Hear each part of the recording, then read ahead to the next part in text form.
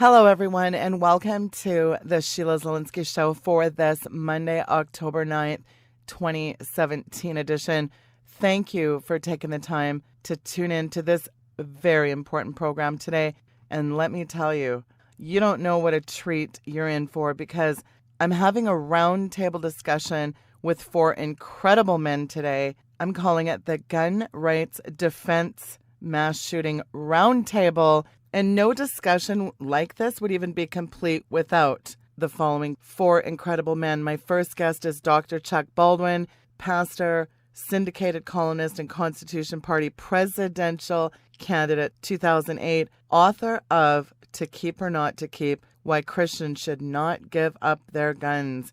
He's been a long-time defender of liberty. And also on the roundtable, Larry Pratt. For 40 years, he's been the executive director of Gun Owners of America, also the author of Armed People Victorious in Safeguarding Liberty, the Constitution and Militias, and on the firing line. Also joining us is Sig Swanstrom, author of God, Guns, and Guts of Firearm Defense, former decorated police detective, SWAT team operator with years of deadly force encounters with armed criminals, owner of the renowned Texas Firearms Training Academy, and finally, well, it just wouldn't be complete without former Navy SEAL, DEVGRU sniper trainer, and tactical expert, featured on many things, including History Channel's Sniper Into the Kill Zone, owner of the renowned world-class Tactical Insider.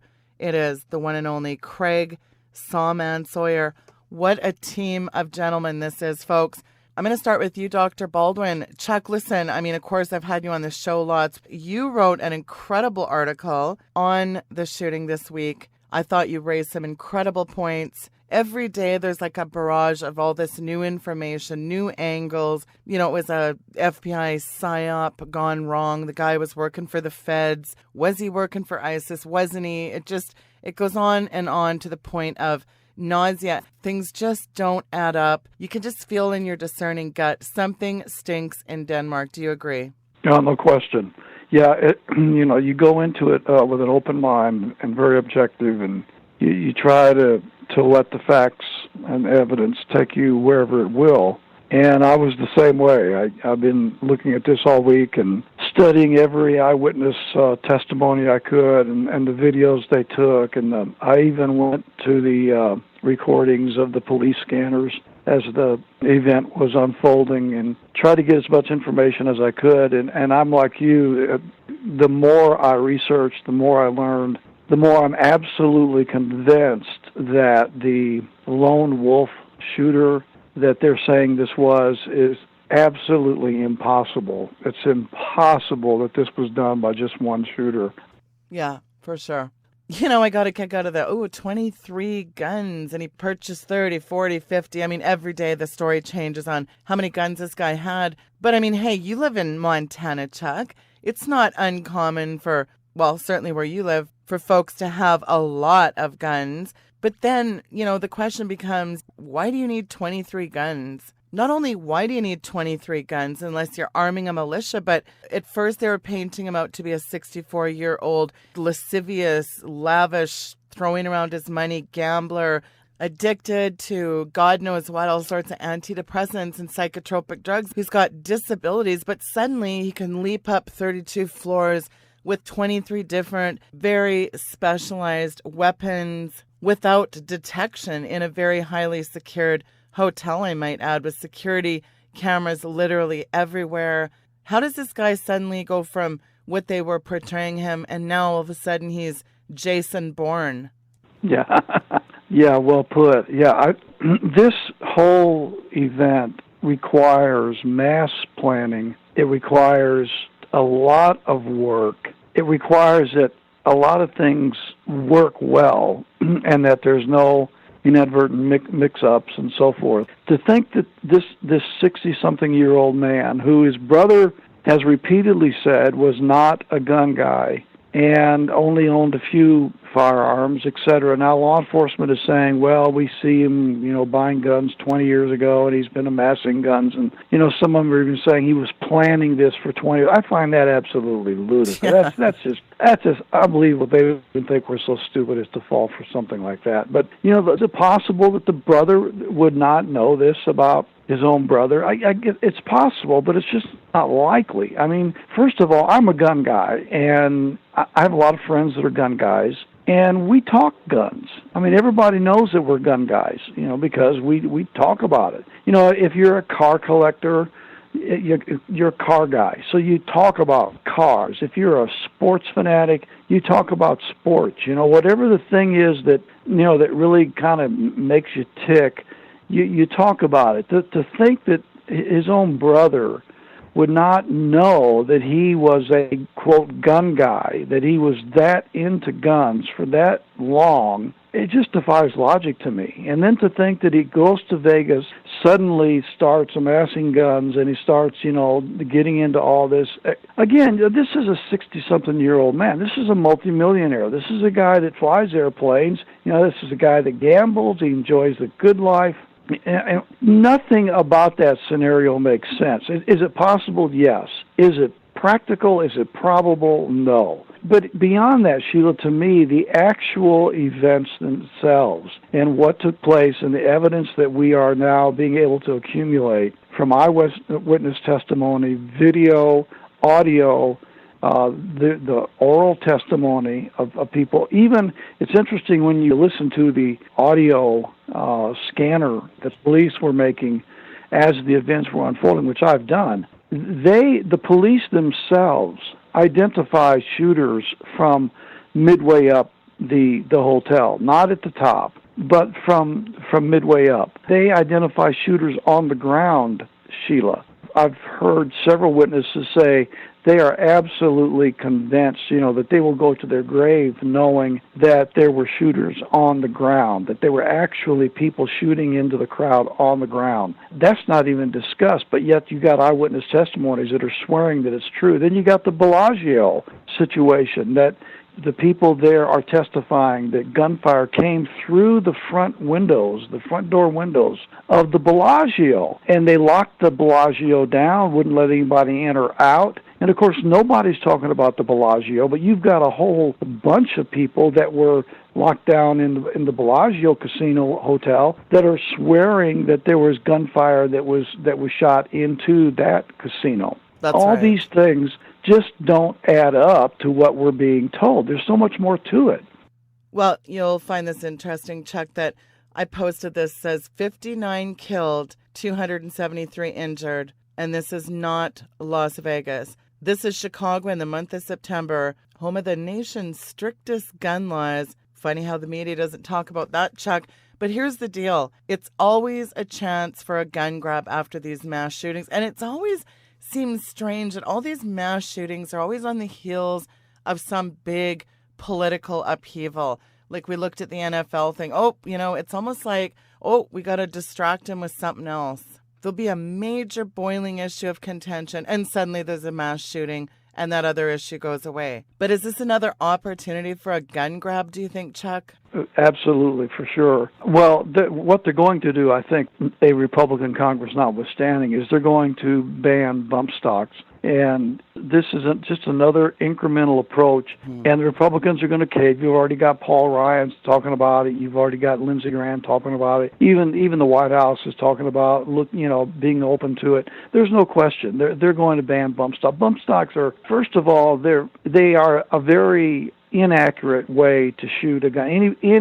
Any person familiar with guns understands that the only purpose of bump stocks is to get the thrill of the feel of an automatic fire out of a semi-automatic rifle, but it doesn't do anything to make the gun accurate. In fact, you cannot hardly shoot the gun accurately. It's the way that the stock is made, and the gun isn't made to fire with that, and it's just a very clumsy, awkward, inaccurate way to shoot a gun. It's a good way to throw away a lot of money.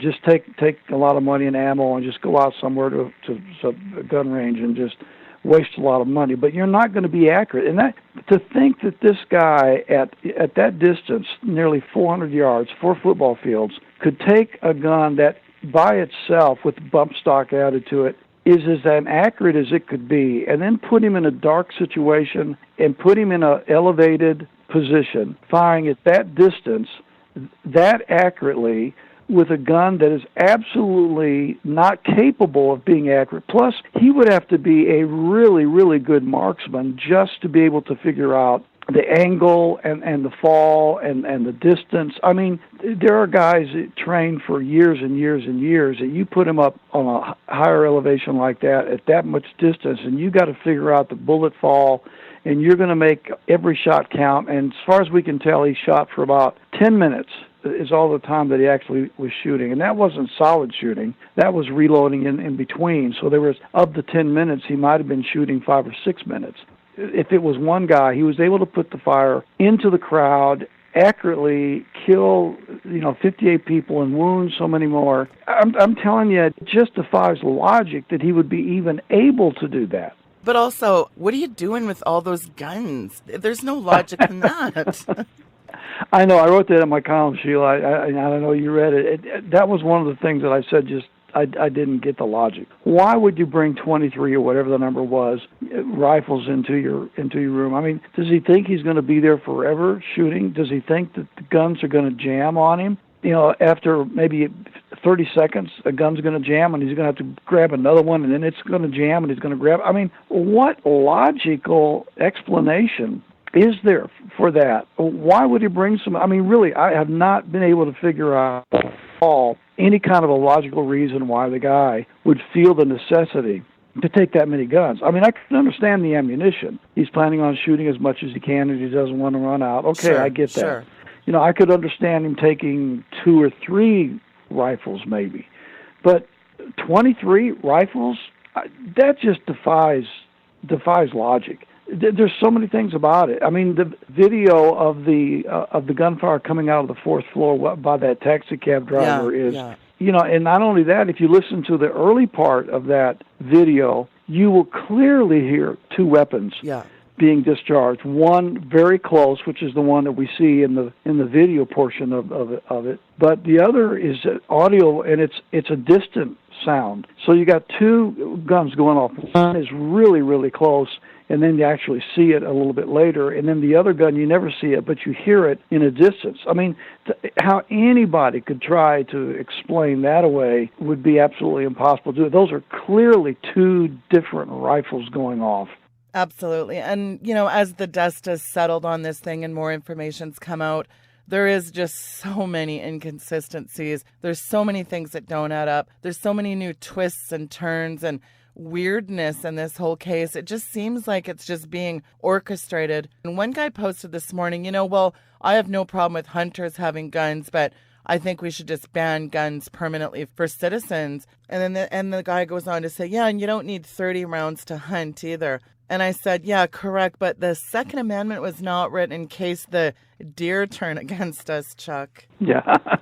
No. The Second Amendment was put there so, yes, we could defend ourselves against this kind of stuff, a criminality in our own backyard, but also, and more importantly, it was put there that we could defend ourselves against oppressive governments, whether that be a foreign government or our own government. The purpose of the Second Amendment was to give the citizenry an opportunity to defend itself against an oppressive government. And, think about it. Should we talk about mass shootings? Over the last 120 years of our history, there's been over 160 million innocent people murdered by our own governments. Yeah. Now, you talk about mass shooting, there's nothing that comes close to this.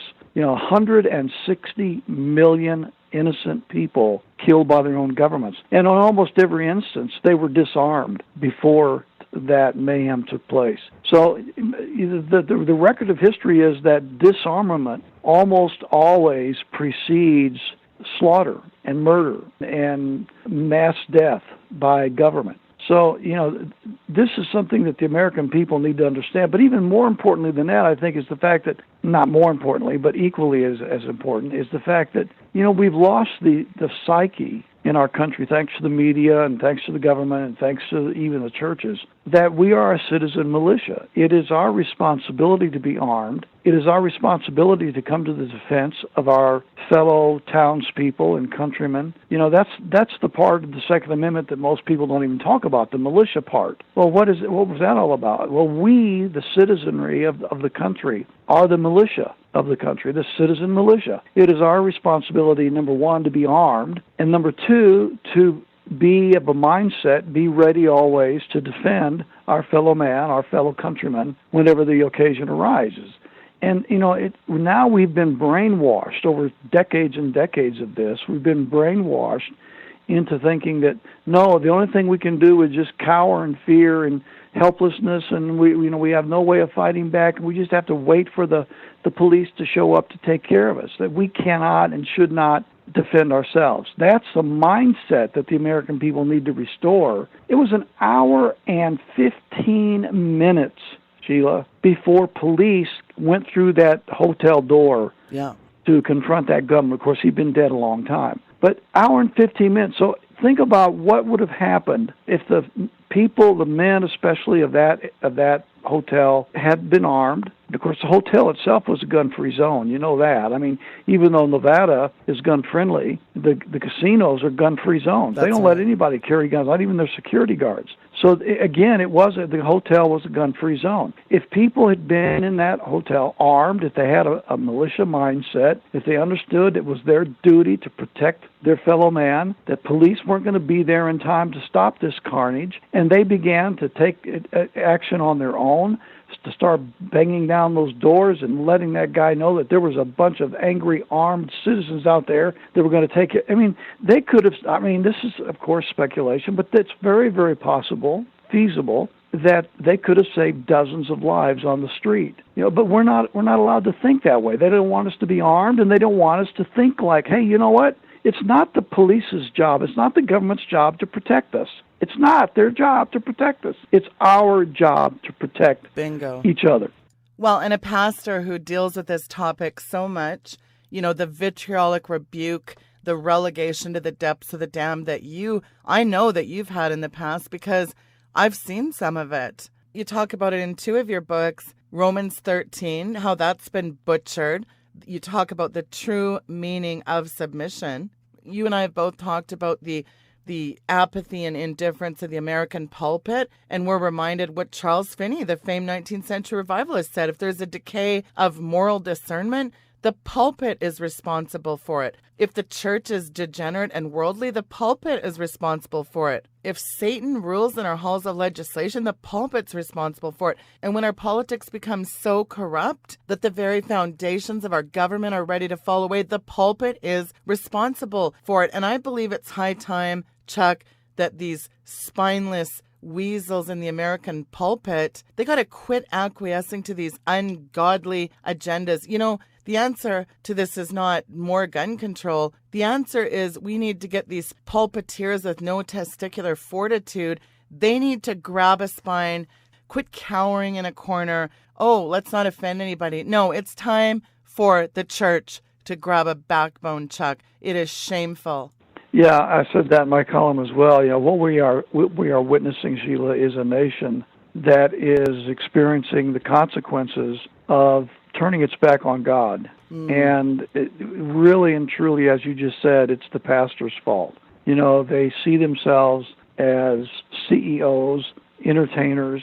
As you said, they don't want to offend the congregations or their denominational hierarchies. They want to be liked. The messages are soft, shallow, and just squishy.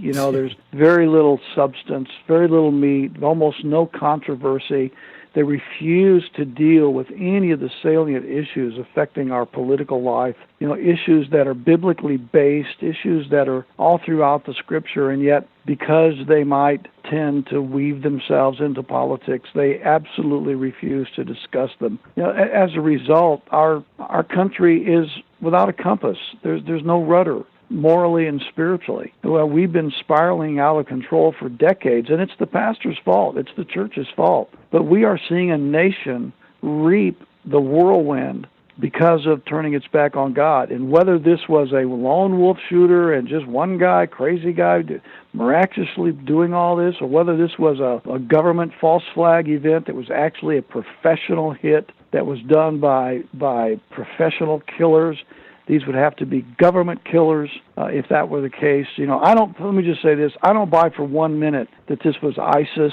I think that if this was a false flag, it was a government-sanctioned black operations activity. It was done by professionals. It was done. The only organizations that could be able to do something like this in the Western world would be our CIA, the British MI6, the Israeli Mossad. Those organizations do things like this all over the world, and they could be doing it right here in the United States now. But if this is a false flag event, then that means it is a government-sanctioned professional killing. They're the only ones that could do it. They're the only ones that could set this up, plan this with such precision, such detail, have the desired consequences, and then vanish into thin air and leave one dead body left for everybody, to blame. Only professionals could do that. So, I just am not buying this. Oh, he's converted to ISIS, and I don't buy that at all. If this is a false flag, if it is, it was done by government-sanctioned black ops professionals.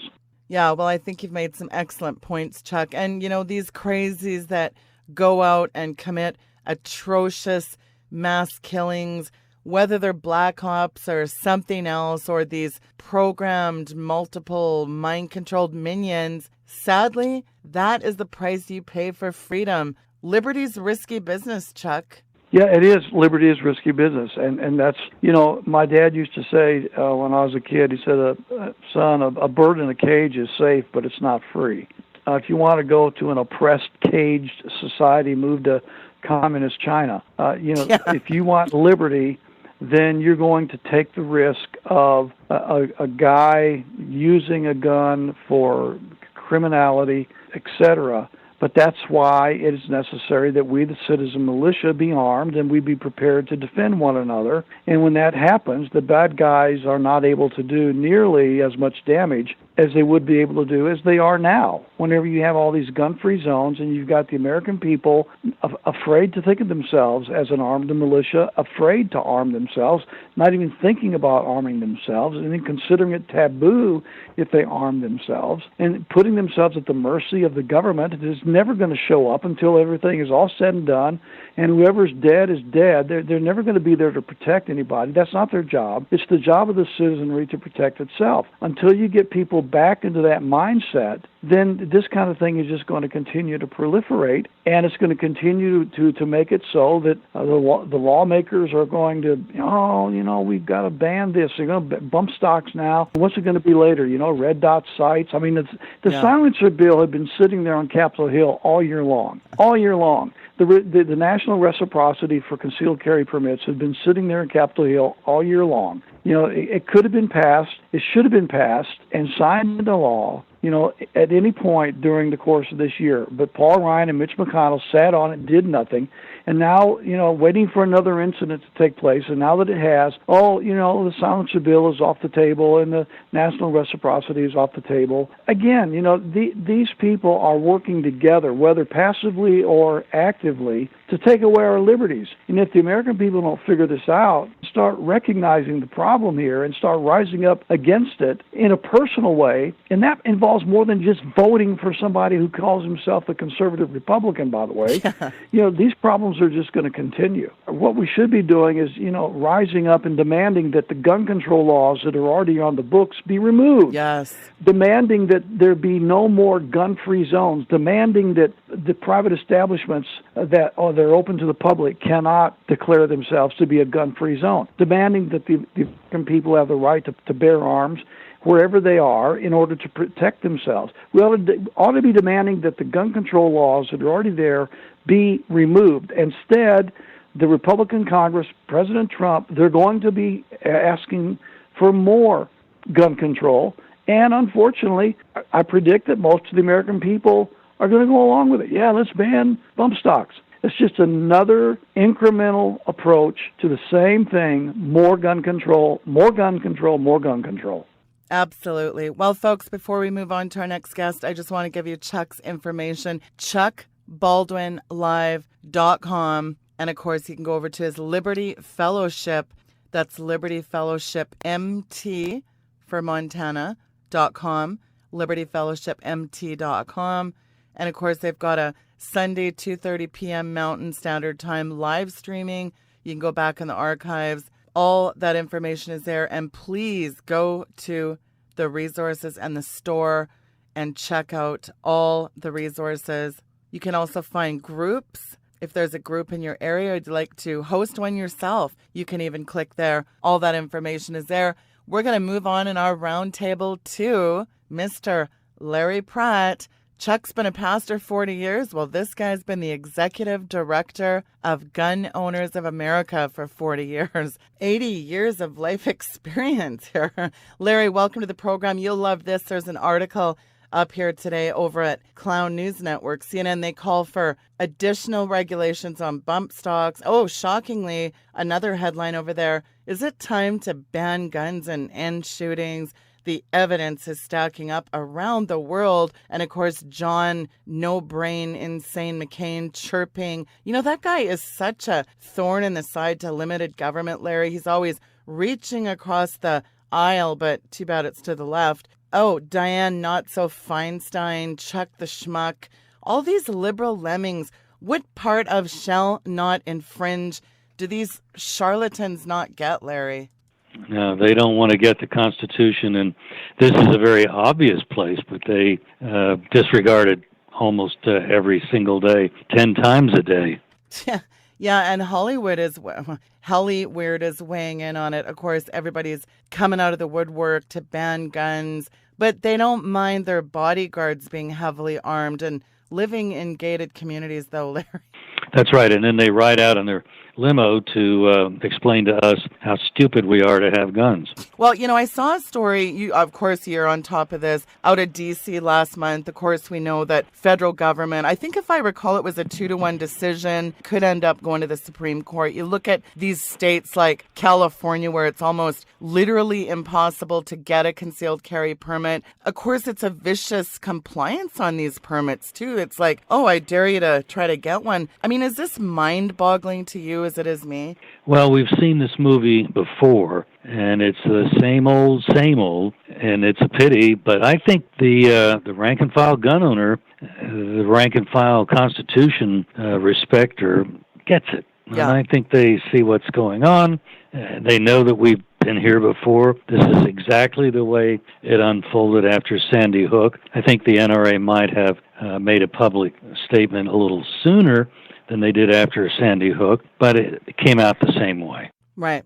Oh, and then, of course, immediately following this massacre in Las Vegas, Hillary Clinton has to take to Twitter to talk gun legislation amid the fallout. Of course, turn the political spotlight on a gun bill that's currently making its way through the House. We got to stand up to the NRA. I mean, what kind of mindlessness is this? And never let a good opportunity go to waste. She really jumped on that to politicize it, didn't she? Well, she doesn't know anything, and she embarrasses herself, but she's in such a bubble that it'll probably not be explained to her that, ma'am, that really didn't sound very smart. It's very predictable. It's the way the left operates. In fact, Nancy Pelosi is already on record with a statement that the bump firing mechanism will be just the first step. This is where this is intended, and for those that are willing to make a deal, it'll be a deal, all right.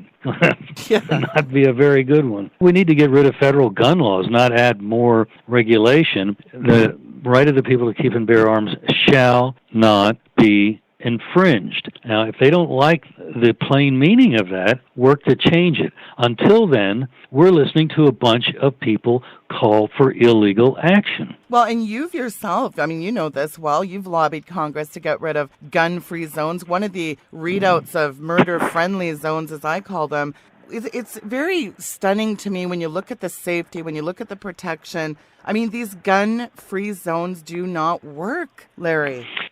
No, that's where 98% of mass murders take place. So it kind of makes you think that maybe they are somehow connected.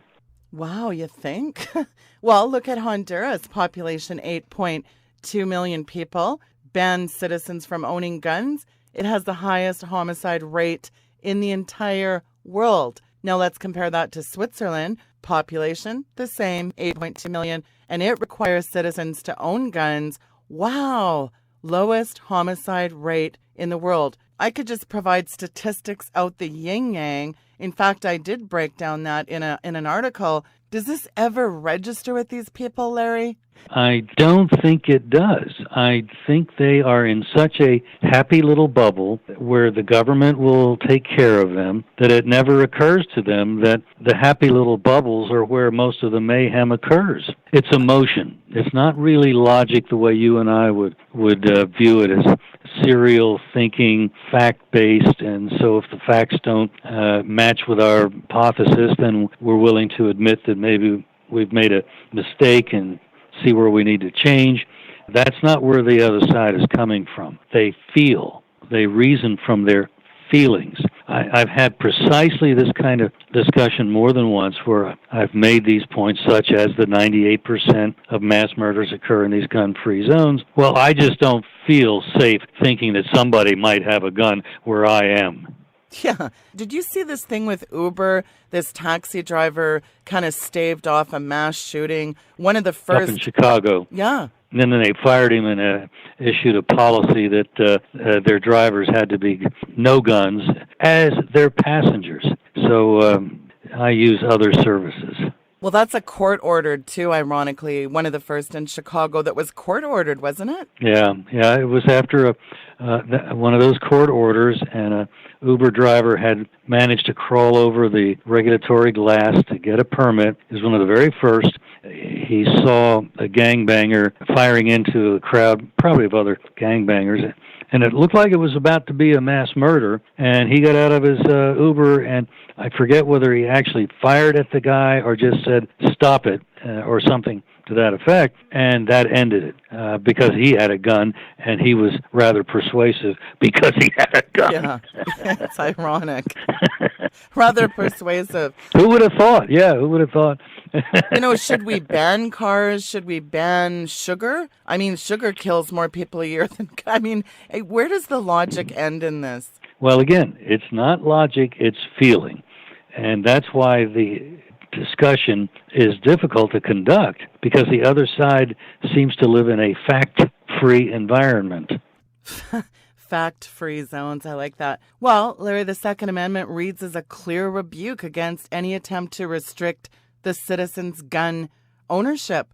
The Constitution's not neutral. It was designed to take the government off the backs of the people. In other words, it thwarts government overreach. Those freedoms enshrined in the Bill of Rights in their entirety stand as a bulwark against tyranny. Yet, to our detriment, these rights have been steadily weakened, eroded, and undermined in the past, 2 decades. Without the Second Amendment right to own and bear arms, we're that much more vulnerable to the vagaries of an out-of-control, malevolent, dictatorship-type tyranny. And it's kind of hard to read the Second Amendment and not honestly conclude that its framers intended gun ownership to be an individual right. The Second Amendment's right to bear arms serves as a check on the political power of the ruling authorities, the warning shot over the bow to discourage any unlawful violations of our persons or property. My grandfather took a bullet in Normandy. He understood these. But Larry, things our fathers and grandfathers would have took to the street over, we don't even bat an eye over it. And that's a slap in the face to men who died and bled on the battlefield to protect the blanket of freedom the Constitution provides and the very liberties that we enjoy for the most part today. Oh, my. I think you're quite right. We've just gradually come to we'd rather be comfortable, and we'd rather be convinced that the kind of things that I talk about and others in the freedom movement talk about that is really rather unnecessary to talk like that. Again, they've convinced themselves that they don't have to pay attention to that. So even if they understand that that's really what it means, Well, that was then and this is now.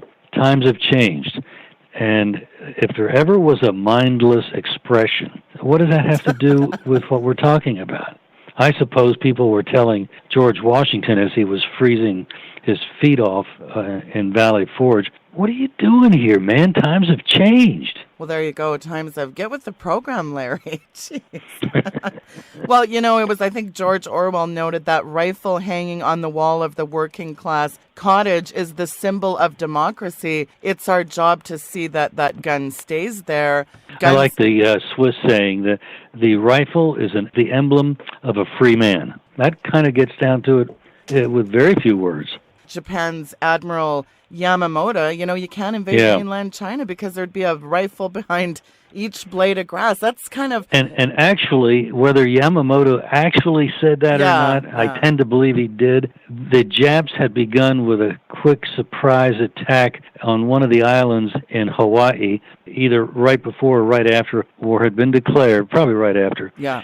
And they were repulsed by the armed people of that island. So, they'd be a little sensitive to these crazy Americans with their love affair with guns. Their love affair. Well, I heard a guy say this morning, you'll get a kick out of this as we wind down. This morning, this, anti-gunner, he was on TV, and he said, gun owners are in conflict with the rights of citizens. And I thought, I'm sorry, what? Excuse me, but gun owners are citizens. Like, a lot of these people who spew And this is a right of citizens. Hello?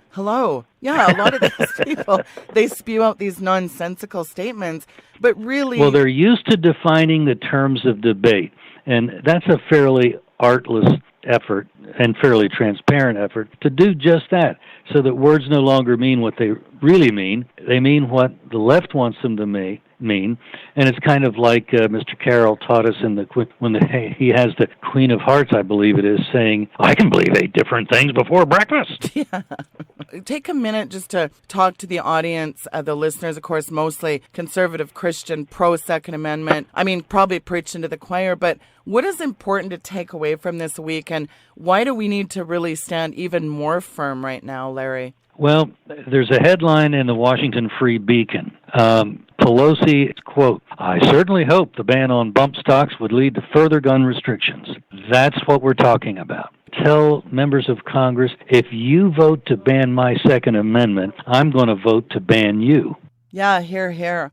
Well, there's plenty of laws on the books right now. Give us a sneak peek at what is going on right now, Larry. Well, the pity is that the Congress, under the feckless Republican leadership, did not, on the second day they were in operation in January, move to enact gun law, the bill which would be the national recognition bill of concealed carry permits around the country, and a bill that was shortly after introduced to deregulate suppressors. That those should have been put on the president's desk, which he would have signed before the end of January. They didn't do it because they didn't want to do it, and now we're in the pickle that we are in because we have a feckless Republican leadership. Yeah, well, there you go. Case in point, John McCain.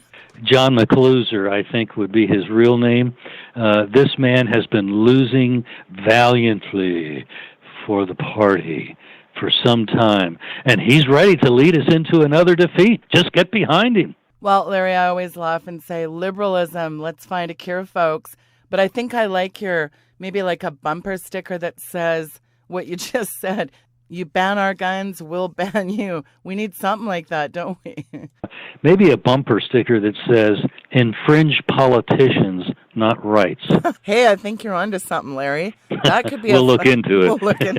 Listen, give out your website on how folks can get and I encourage you today, listeners, there's lots of things you can get when you sign up to the newsletter. Talk a little bit about that, Larry, how folks can get that. If you go to gunowners.org, you can get our email alerts. It's a freebie. We're mainly concerned that you be aware of the fight so you can be involved in the fight. Those email alerts make it extremely easy. I've timed it less than 30 seconds from the time you get one to the time you're sending off an email of your own that we've written off to your member of Congress telling them, this is what I would like you to do or not like you to do. Believe me, that has an impact. Senator Everett Dirksen was a Republican leader years ago, and he was fond of saying that, when I feel the heat, I see the light. And so anybody listening, I hope they'll go to gunhunters.org. It's a free and quick way to apply some heat so that hopefully some members of Congress finally see the light. Yeah, well, we won't hold our breath, but thank you so much, Larry, for coming on this roundtable, and thank you for your tireless work in this fight. Everything that you do, sir, thank you so much for taking the time and coming on the program. Thank you for your microphone. Without that, it would be almost impossible to do what we do. Thank you. Thank you, sir. God bless. Well, we're going to move right on along in our roundtable. We're going to go to Sig Swanstrom. Again, Sig Swanstrom is the author of God, Guns, and Guts of Firearm Defense. He is a former police detective and SWAT team operator in Los Angeles with years of deadly force encounters with armed criminals, and today owns a highly acclaimed Texas firearms training academy. It is my pleasure to welcome him to the program. Sig, thank you so much for coming on, sir. Well, thank you, Sheila. It's an honor to be with you, and I'm excited to be dealing with this topic at a time when there's so much confusion, and we need to be able to sort out the facts from the innuendo and see what we can learn from it, in addition to directing our prayers to those that were injured and the families of those that were killed. This is a lot to deal with when most people have never had to confront this kind of evil in their lives.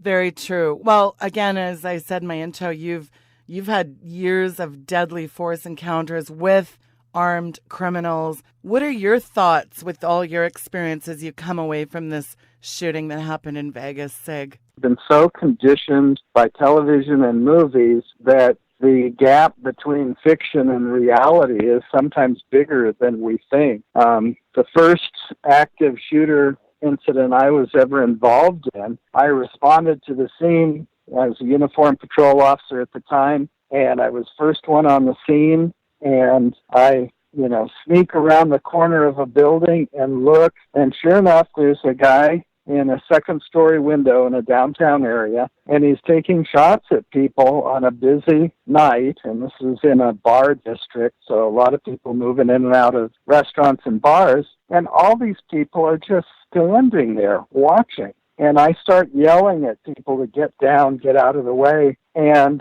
not until the first person was hit did the crowd start to actually move. And we saw the same thing in Las Vegas. I saw one picture of half a dozen police officers huddled behind a police car that was in the line of fire.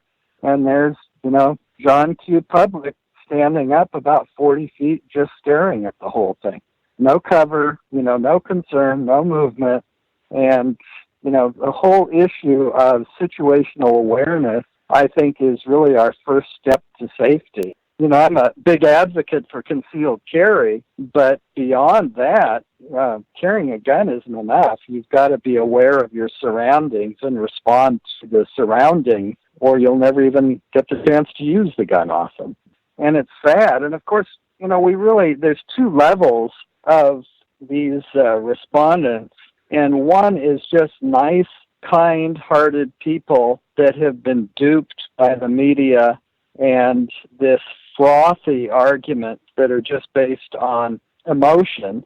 And then the second is the more nefarious side, where there's people that want to disarm America because they have another agenda, and they know that an armed America is not going to allow that to happen. And, our founders were incredibly brilliant, and they knew of this problem and, spoke about it, and that's why the Second Amendment was enacted. And unlike even a lot of people on the right side of the issue talk about, they wanted to protect our hunting rights and our marksmanship rights and things like that. No, that was a given. They didn't even consider that would be debated. The whole issue with our founders was the ability to stand up against a totalitarian government or people who would disarm them so that they could control them. So, I think we've got to also look back at our founders' wisdom and see why they were doing the things that they were doing.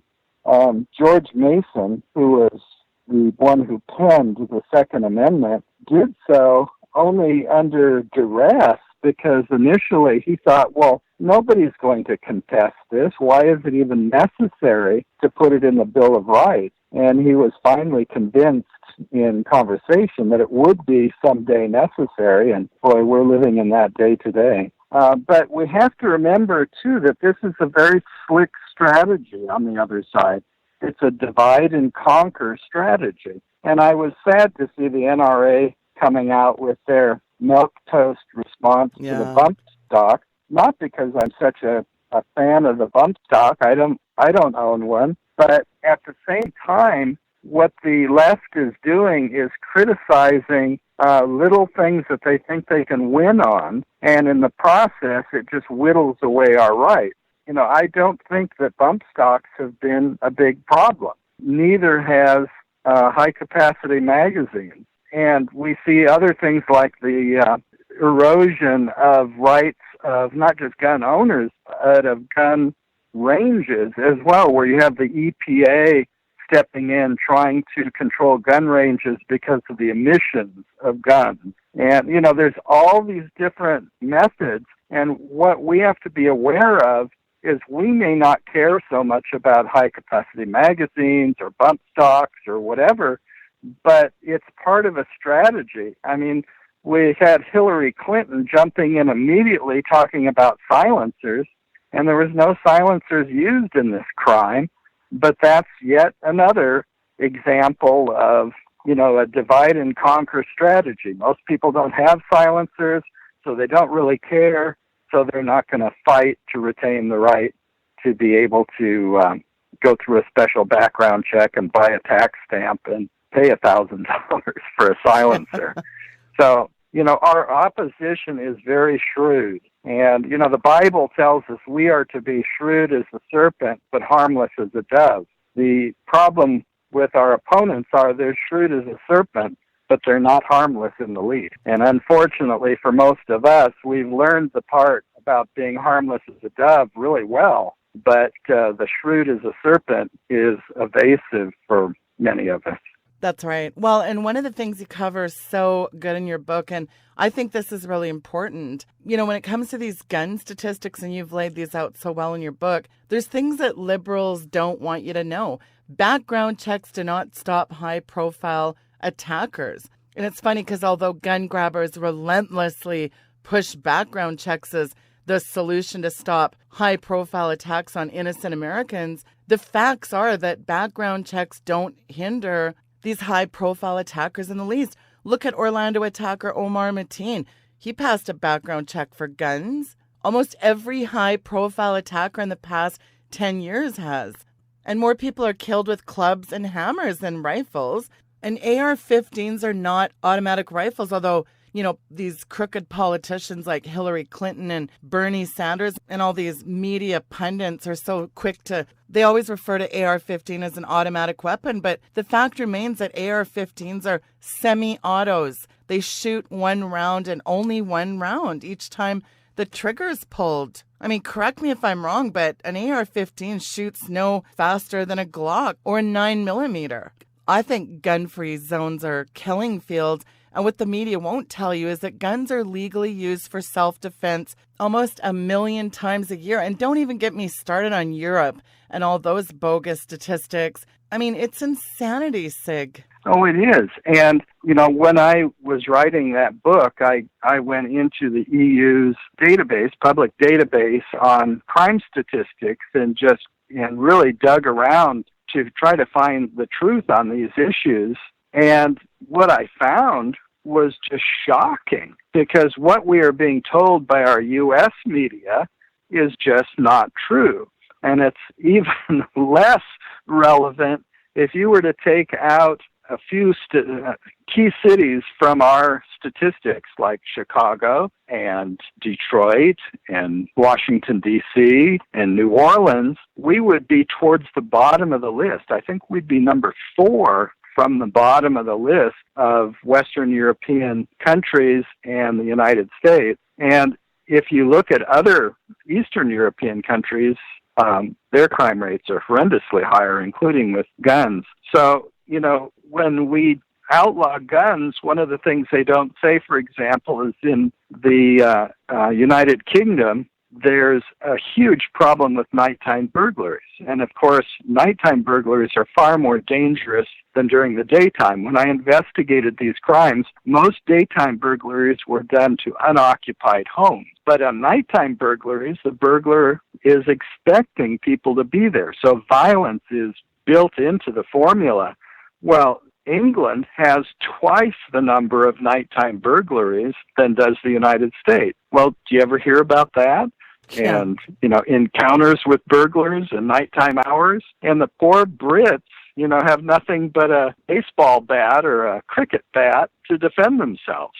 Of course, even though it's been illegal to have a gun in England, except in special circumstances or special conditions for a long time, their crimes of violence are increasing. And, the country that is known for having its unarmed bobbies, I don't know if you've been to England lately, but you walk around and they have the unarmed bobbies still on the street, but they have a lot more visible police officers with MP5 submachine guns strapped around their shoulders. So the good example of the model of how wonderful disarmament works is being proved wrong every day in England. And now with the influx throughout Europe of Muslim extremists, that's becoming an even bigger issue. And of course, it isn't just guns we're confronting. It's people throwing acid in the face of other people and knifings. And, of course, in France, their mass killing was with a truck. So, I remember when that incident happened in France, I looked at that and thought, if just one person there had a handgun, they could have stopped that carnage. Yeah, that's right. And of course, they're outlawed in France as well. So you see, it's just so unnecessary. Well, coming away from this shooting, the dust has settled on everything. I mean, you're an investigator, years of experience in crime scenes. What stands out to you as very odd in this? I mean, I'm sure there's lots of things, but just what are the general takeaways that you have from this Las Vegas killing? One of the big things to me, in all the pictures that I've received from friends, where are the shell casings? I mean, if he fired enough ammunition to wound or kill 500 people, that room should be littered with a multitude of shell casings. But in the pictures I've seen, it certainly isn't. I mean, you do see shell casings. So I ended up pulling out all the pictures I have and looking at them, and the photos I have cover the whole floor of that suite, and there is not a big pile of brass anywhere. So what in the world is the story with that? I'm not saying there might not be explanations, but I'm saying these are the kind of questions we need to answer. Why was there a warning to the crowd? With these people we hear about that were two people that were wandering through the crowd telling people that they better get out or they're going to get shot. What was that all about? And, a town like Las Vegas is incredibly scrutinized with video surveillance. Yeah. And if there was just one shooter, well, why not release some of the videos showing him by himself? And if he was down gambling, do you really think a guy who's brought 23 guns to the party is going to leave all these guns in his room while he's downstairs gambling? And, I realize he put the sign on the door that said, "Do not disturb." But after it'd been on the door for several days, I mean, these hotel maids and other people get curious. They want to know what's going on. Do I have a dead body? And, natural causes or whatever. So there's just so many unanswered questions. We've got to get answers to these, and the odds seem pretty high that there was more than one person involved in this shooting. There's a difference here between an ongoing investigation where they're going to be taking someone to court and an investigation like this one, where their supposed lone wolf assassin is already dead. I mean, there is not going to be appeals in court and disclosure problems and these other issues that are very real problems in a criminal trial. But that's not the case here. So it's just not credible the way it is. with the information we've been given. Now, again, maybe it all is explained away, and that's fine. But we need to have that information. The day of just saying, trust me, yeah. I'm with the government, and I'm here for your benefit. The day of that is long gone. Yeah. And I had the honor of working with Ronald Reagan, and, he's famous for coining that phrase. The most scary words are, I'm with the government and I'm here to help. He always said that as a kind of a humorous quib, but it's so true. Not that there aren't wonderful employees of our government that are doing great things and are, selfless public servants. But have you noticed we don't talk about them as public servants anymore? Yeah, that's out of vogue now. Well, in the waning moments of this roundtable, final thoughts for the listeners. I know off air you and I talked a lot about, it's one thing to be stockpiled with guns, but it's another thing to really be trained on how to use them. And situational awareness is important nowadays in the environment that we live. You train so many different levels of people at your Firearms Academy. Final thoughts for the folks. I would like to stress the importance of getting competent training, because owning a gun, it doesn't, equip you to use the gun any more than owning a football makes you a football player.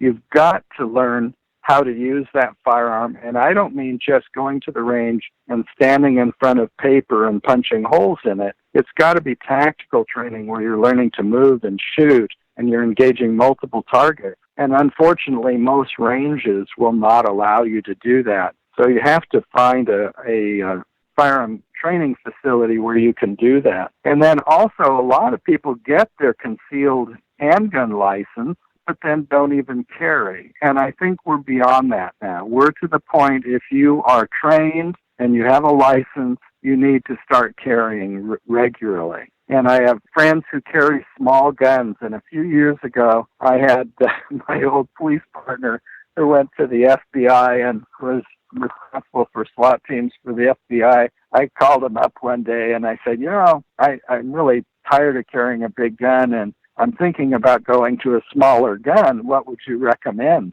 And he had a one-sentence response that was so wise.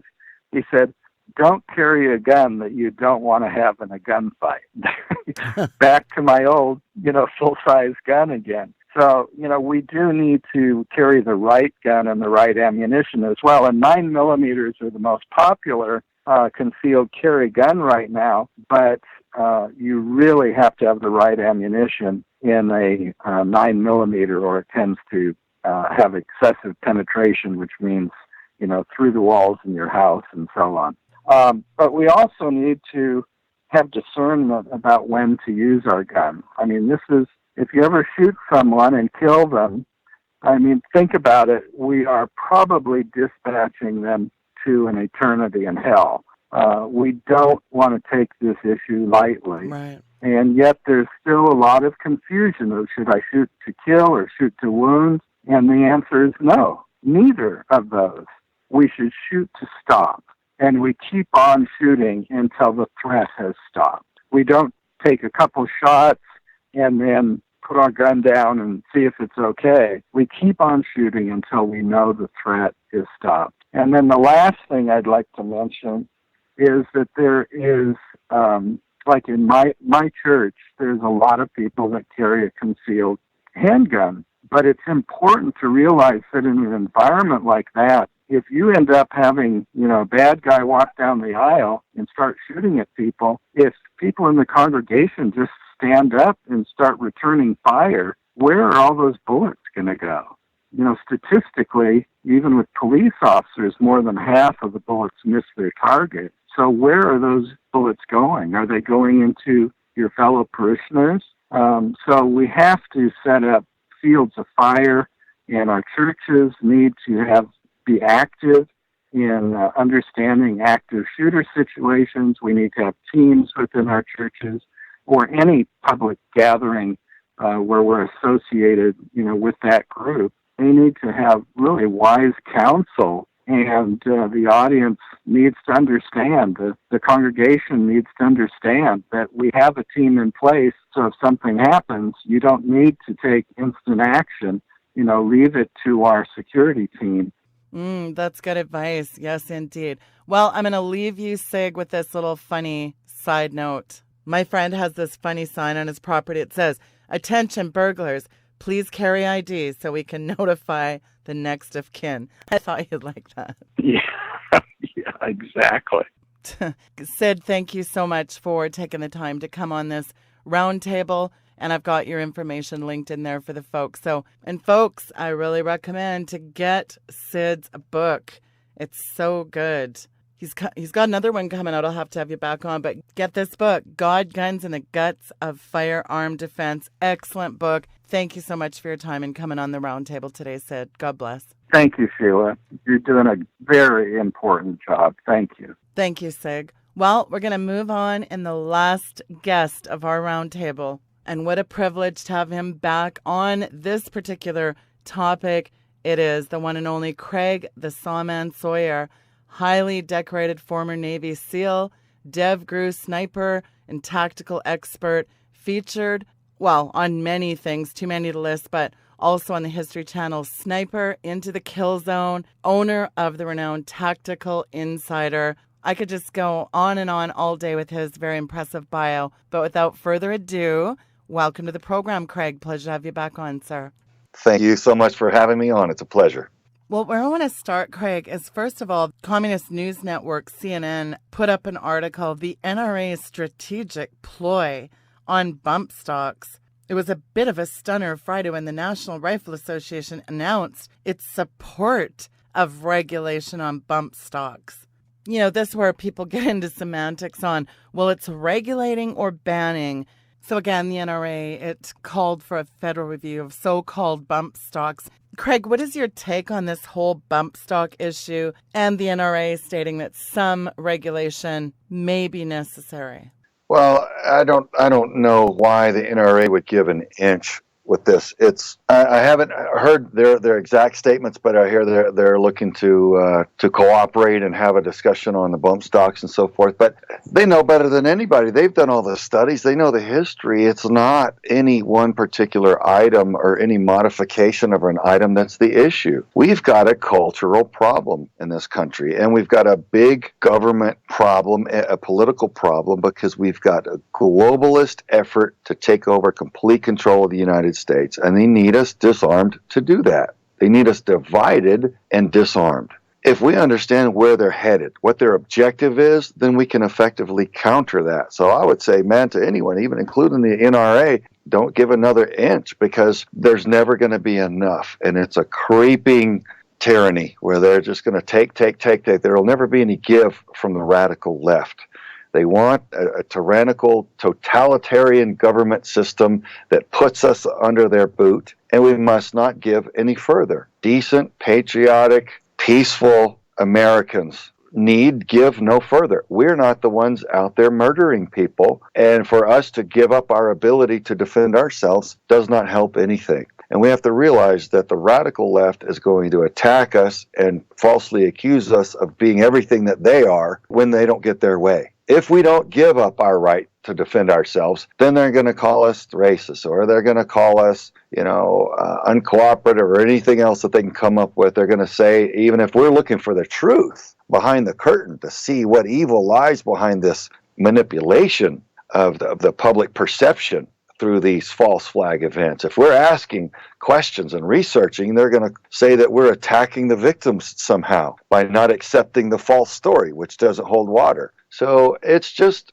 they're all tactics, Sheila. We've got to realize what they're after and not give it to them, no matter how frantic they become and no matter how big a tantrum they throw in a big, desperate attempt to try to overcome the fact that they are swirling the toilet, heading down the drain, because I think the Americans are awakening. I see it as an increasing desperation from the radicals, and they were essentially guaranteed full control. They were guaranteed the keys to the kingdom, full control of the United States, because the puppet that they had purchased beforehand, Hillary Rodham Clinton, was going to hand them the keys to the United States. And so they had it rigged, and they were completely sure that it was done.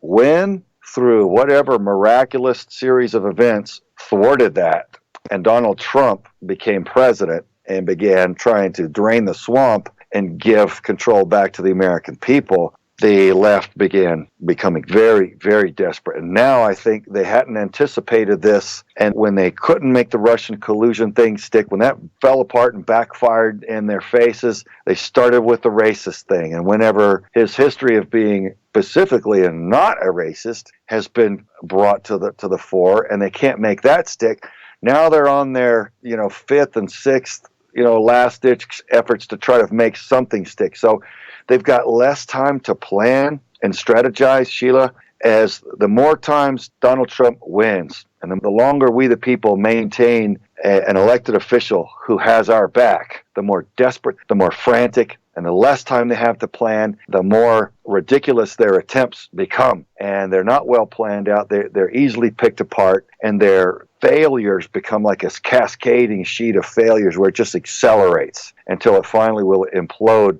I sure hope, at some point. So I think that's what we're seeing now. They're trying these things, these false flag events, to try to sway public opinion against the Second Amendment and try to disarm us as best they can. I don't think it's going to work. I think people are waking up now and seeing through it. I think there are a lot of holes in the official story, and I think the American public are finally starting to realize that, just because the official government tells them something doesn't mean that that's true. And the fact that we should probably start assuming that it's false. Yeah.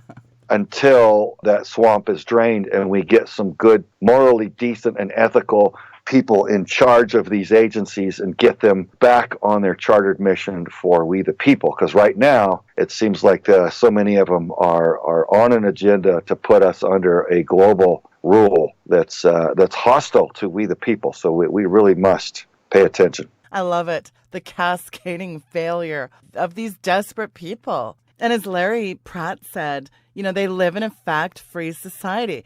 They refuse to acknowledge that people are safer when people are armed. When you outlaw guns, Craig, only criminals have them. And I always say a gun in the hand of a bad man is a dangerous thing, but a gun in the hand of a good man is no danger to anyone except a bad guy. And again, I do joke, liberalism, let's find a cure, folks. But joking aside, Craig, how do you have a conversation with these progressive liberal mindsets where there's no rational thought, there's no common sense, and it's so frustrating?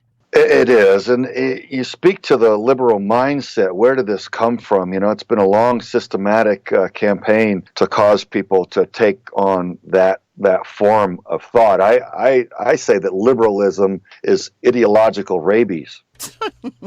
If you look at the psychology of trauma, if what happens when a young mind is traumatized, I don't care if you're raping a child or you're physically abusing them, if a child undergoes psychological trauma, their brains adjust out of a self-defense mechanism, if you will, and it begins to use a different portion of the brain to think with. Well, what it really does is, bless their hearts, it shatters their psyche and it causes them not to be able to deal with more uncomfortable logic sequences. They can't necessarily, like other responsible adults, look at the unpleasant facts and make a good judgment call on where that leads to, and make good sense of it. They're much more juvenile in their thinking after that, and they're much more emotional. And I'm like, my God, that's a liberal. If you traumatize a child, you've basically created an adult liberal later on, because their mind, out of no fault of their own, is going to retreat to the more primal portion of their brain, the more central mammalian portion of their brain, and they're on emotion now. And if you say, hey, look, if you do bad things, you're going to get in trouble, they're like, well, that doesn't feel good. Why can't I attack the police and not get beat down? Well, if I've got to walk you through all that, it's going to be a long conversation. Your parents should have taught you that. And why can't you, disarm innocent, peaceful, law-abiding American families and have the crooks in the bad part of town stop shooting people up? Well, if I have to explain all that to you, something's wrong with your thinking. You said it earlier. It's not the innocent people that need to be disarmed and take the tools from them to defend their families. We have to be adults here and look at real problem solving. Who benefits from this? What's behind it? And I say, if you want to understand motive, you got to look at who benefits. As a federal criminal investigator, the first thing you look at a crime, you're like, okay, let's ascertain what the motive must have been. And how do you find motive? You consider who benefits. Who's better off for this having happened? And in the case of, there's all the details of 2 shooters and this kind of weapon, that kind of weapon. I'm not agonizing over that because I already see who benefits. I already see people like Hillary Clinton shouting down American families that they need to give up their guns and that somehow the guns are the problem. Well, trucks aren't the problem. When they drive trucks into crowds and mow down as many people as they can, explosives aren't the problem when they blow people up. Chemicals aren't the problem when they release different gases and kill as many people as they can. It's a cultural problem of people that decide that somehow mass murder is an acceptable means for them to achieve whatever objective. And that's a sick mind. And so why are all the mass murderers on the ideological left? So when I see someone like Joe Biden say, we need to have a conversation, I say, you're darn right, Joe Biden. Let's have a conversation about why all your people are committing mass murder, whether with trucks, guns, knives, bombs, poison, anything else. Why do they keep doing it? Why is it always a radical liberal? And why do they think that behavior is acceptable? Why don't they have any better regard for human life? Where is their moral compass? Why have your people gotten so lost, so depraved, and off on such a perverse goat trail of immorality that mass murder is on their map of options to choose from to somehow make the world a better place? That's a sick mind that comes up with that as any sort of perceived solution. So I look at who benefits. Well, we've got this political push to disarm and divide the American people. Those are the people that benefit from this type of false flag event. And they're already right on the heels of it.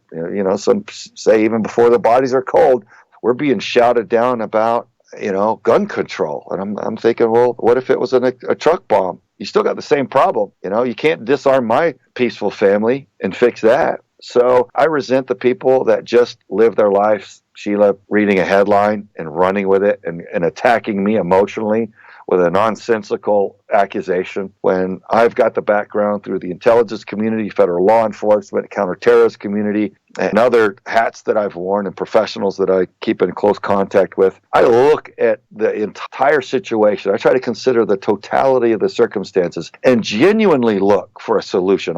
If you love people, you want them empowered and you want them safe and happy. I love the American people and I want them safe and happy. And I'm genuinely concerned about where this comes from. And as I look at it, honestly, I don't see that it's a tool of this kind or that that's the problem. Man, I grew up in southern Texas, man.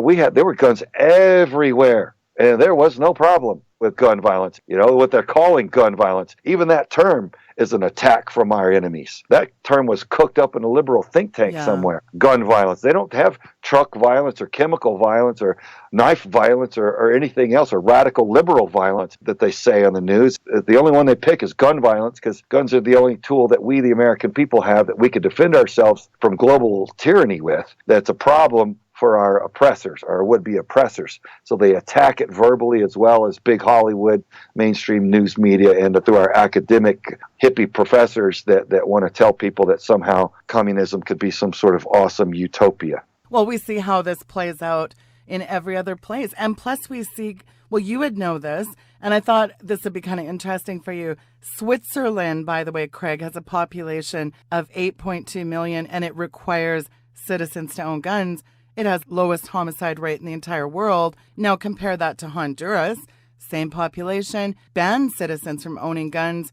Oh, gee, big surprise. It has the highest homicide rate on the planet. Same with Chicago, 506 gun deaths so far this year, 3,000 people shot. Strictest gun laws in America. Gun control doesn't work. Like you mentioned, all this obfuscation.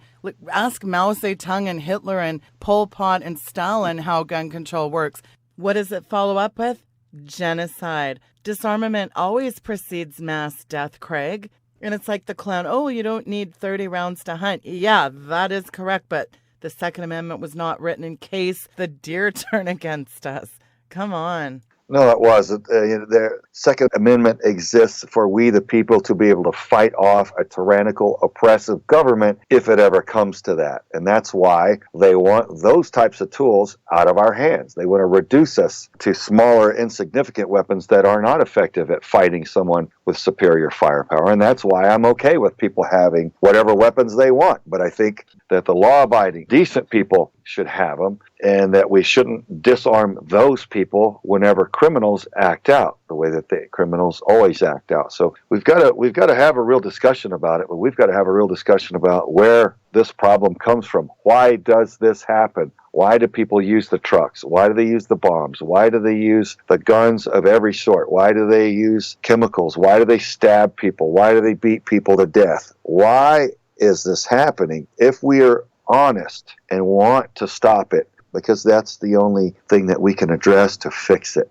Yeah, that's right. And it's a systemic problem that's not fixed by more of an erosion of our liberties and freedoms either. And I really believe that the loss of rights it happens gradually, a step at a time, a steady decline of our liberties over the last, 20 years, things that would have caused my father and grandfather to take to the street. Well, we don't bat an eye over it. It's kind of the frog in the boiling water. Slowly we get acclimated to giving up one right at a time, one freedom at a time. We just kind of shrug it off. You know, when you think about the fact that, as you touched on, our founding fathers endowed us with a heck of a trust fund, not in gold, but in protection of our God-given rights. When writing those things, they knew the effects of tyrannical big government, Craig. They knew the importance of having the right to defend yourself, the right to free speech, and a Second Amendment to protect that, the right to own property and the right to a trial by your peers. Why did they know? Because at one time they did not have them. They understood the effect of a tyrannical dictator or a ruthless king can have on a life. And we've got to remember that, because hundreds of thousands of men have made the supreme sacrifice to protect our liberties and freedoms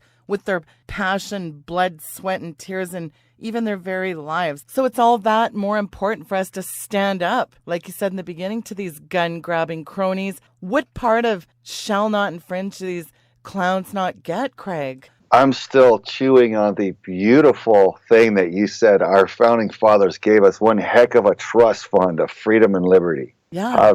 Wow, that's cool. Hey, can I borrow that? I got to borrow that.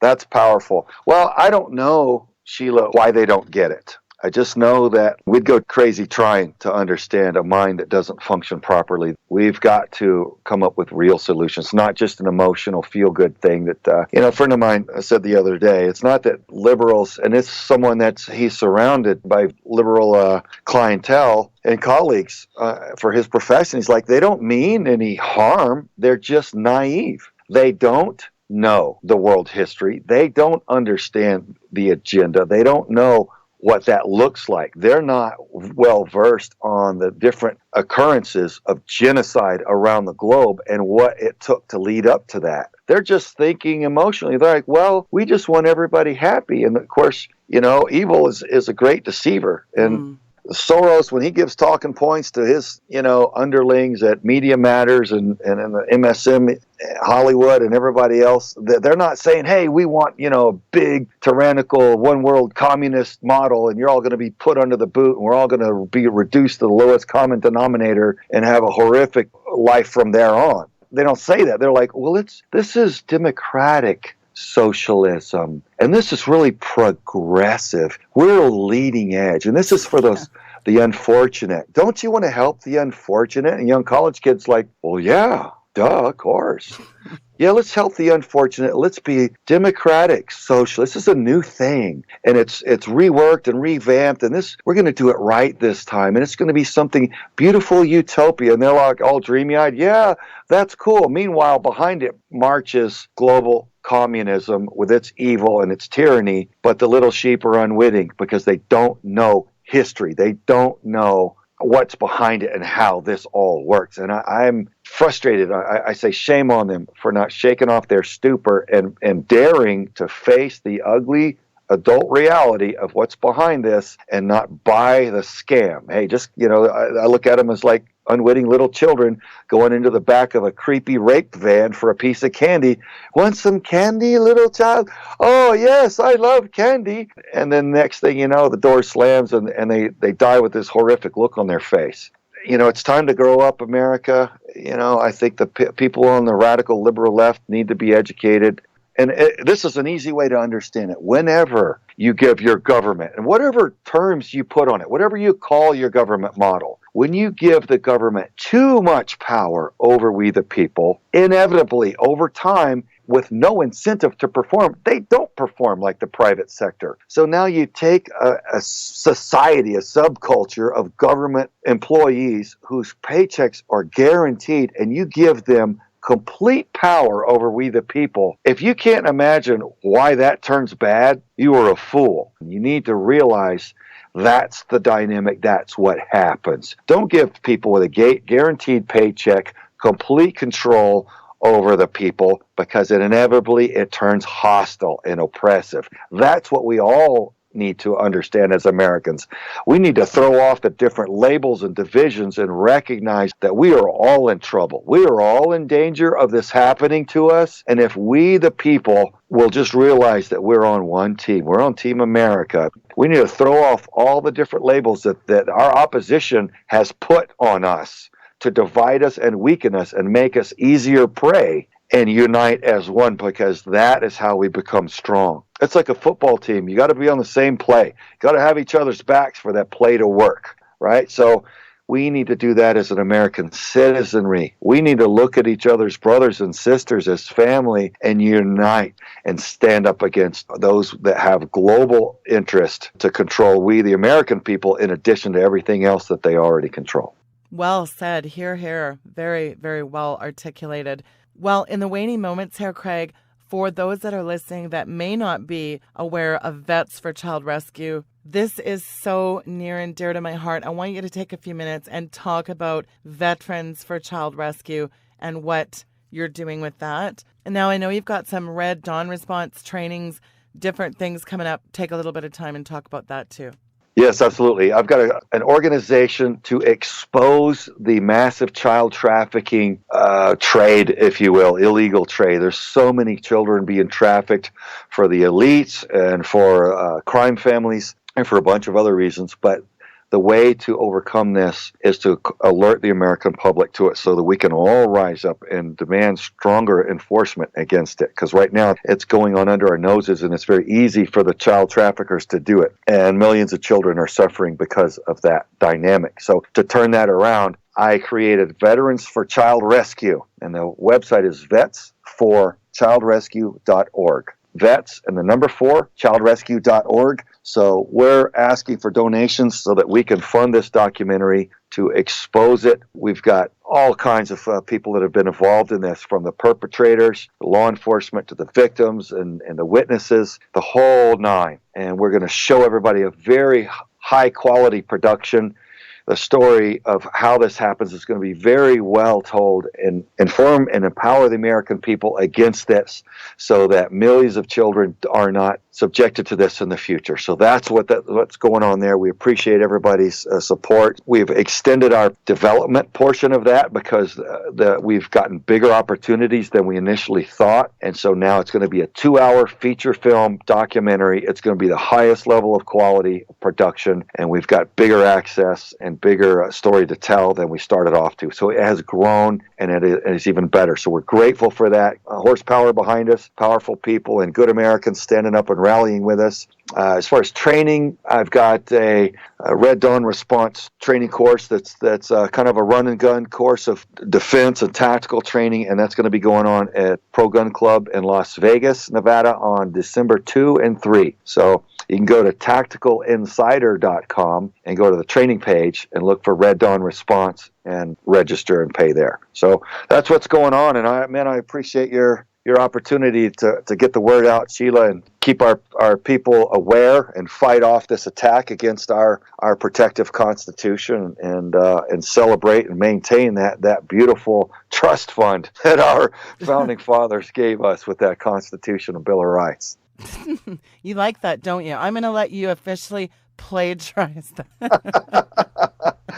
Well, listen, Craig, I want to thank you for taking the time out to come on this very, very important roundtable, especially in a vapid sea of headlines all over the place about gun bans. I think it's just such a very important subject. You really rounded this out nicely. I thank you for your service, sir, and thank you for coming on, and God bless you. Thank you, Sheila. I enjoyed it. That was a gun rights, defense, and mass shooting roundtable. Very important discussion. Make sure that you do say hello and give a shout out. Let those gentlemen know that you heard them on the program. Since we're getting hit with the kitchen sink when it comes to these gun-grabbing cronies, I think it's really important to arm ourselves with information. I hope you do share this information. If you have any questions, you can go to weekendvigilante.com.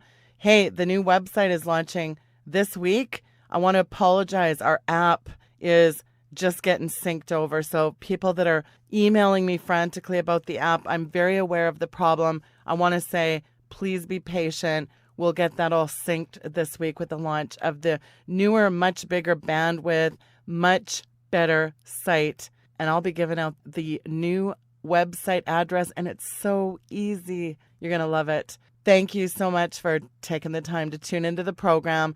And don't forget to follow me on Twitter. I am trying to figure out how I went from 82,000 followers, and in 1 month, after a couple posts, I'm now at, well, I was at 68K last week, and this week I'm at 58K. How am I losing 10,000 people a week at Mach speed? I don't understand this, but clearly something else stinks in Denmark with that. Folks, thank you so much for taking the time out of your day to listen to the program. We'll see you next time. Good night and God bless.